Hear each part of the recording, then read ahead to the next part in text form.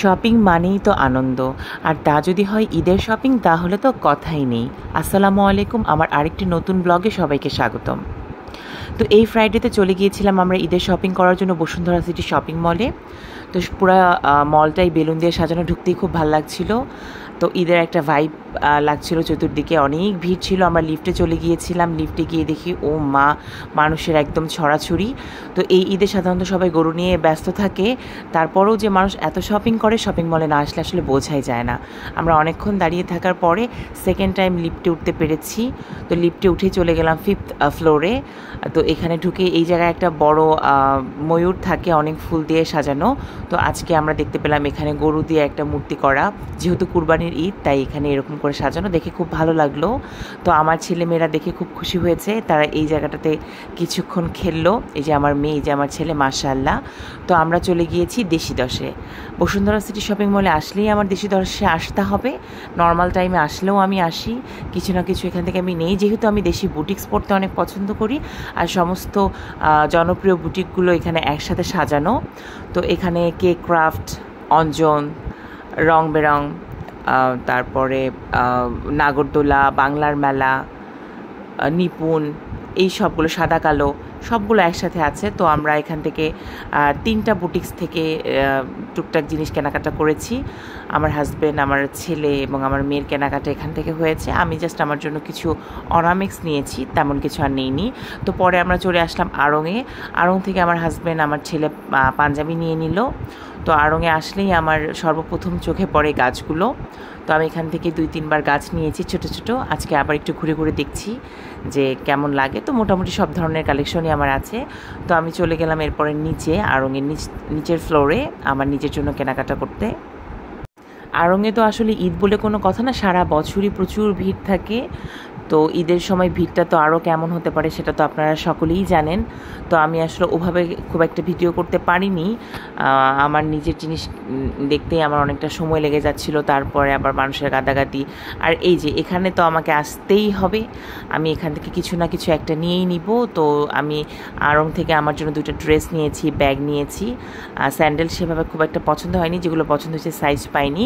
আর এখান থেকে আমি কিছু ঘর সাজানোর 2-1টা জিনিস নিয়ে নিয়েছি। একটা ফ্লাওয়ার ভাস নিয়েছি, একটা ক্যান্ডেল স্ট্যান্ড নিয়েছি, 2টা ছোটো ছোটো ক্যান্ডেল নিয়েছি। তো এগুলো আমি নেওয়ার পরে আমি একটু শর্ট করে ভিডিও করলাম। আসলে এই জায়গাটা দেখতেই ভালো লাগে। এই যে এখান থেকে আমি একটা শোপিস নিয়েছি, পিতলের ছোট্ট একটা শোপিস, খুব ভালো লাগছে। আর কুকারিজের আইটেমগুলো তো আছেই। তো এরপরে আমরা চলে এলাম নিচে, আড়ং থেকে বের হয়ে চলে এলাম আমরা এখানে ক্যামেরা, মোবাইলের যে দোকানগুলো আছে সেখানে। আমার হাজব্যান্ড তার ডিএসএলআরের জন্য একটা লেন্স খুঁজছিল, তো সেই লেন্সটা দেখছিল। তারপর আমি এখানে স্ট্যান্ড দেখলাম, গিবলি দেখলাম। তো ওগুলো দেখে জাস্ট দেখলাম, কিছু নেওয়া হয়নি, অনেক প্রাইস ছিল, আমাদের আসলে অতটা বাজেট ছিল না। এরপরে বাইরে চলে আসলাম, এসে আমরা ফুড কোর্টে চলে গেলাম। খেতে তো হবেই, এখান থেকে না খেয়ে গেলে তো আসলে হবেই না। তো আমার মেয়ে কিছুই খেতে চাচ্ছিল না, সে বলল যে আমি জাস্ট সুইট কর্ন খাবো। তো ওর জন্য আমি বেবি কর্ন নিয়ে নিলাম, আর আমি একটা জুস নিয়ে নিলাম, আমার মেয়ের জন্য একটা জুস নিয়ে নিলাম। ও চকলেট মিল্কশেকটা নিল, আর আমি একটা স্ট্রবেরি নিলাম। সবসময় আমি অন্যগুলো খাই, স্ট্রবেরি খুব একটা খাই না, এটা মেয়েই খায়। তো আমি আজকে এটা নিয়ে নিলাম, কারণ স্ট্রবেরি অনেক ঠান্ডা। মেয়ের জন্য একটু গরম নর্মাল করে চকলেট বানিয়ে নিলাম, যেহেতু ঠান্ডা লেগেছে। ছেলে একটা হটডগ নিল, আর হাজব্যান্ডও একটা বেবি কর্ন নিয়ে নিল। তো একটু হালকা এখান থেকে স্ন্যাক্স খেয়ে আমরা আবার উপরের ফ্লোরে চলে গেলাম। একদম উপরে ফুড কোর্টে গিয়ে আমরা আবার খাবো। ফুড কোর্ট থেকে এই নিচটা দেখতে খুবই ভালো লাগছিল। তো আমি একটু ছোট্ট করে ক্লিপ নিয়ে নিলাম আপনাদের জন্য, একটু দেখানোর জন্য উপর থেকে। তো এই তো এখানে কিছুক্ষণ সময় কাটালাম, একটু খাওয়া দাওয়া করলাম। তারপরে আমার সব থেকে ফেভারিট যে সাইডটা সেটা হচ্ছে সালাদ কর্নার।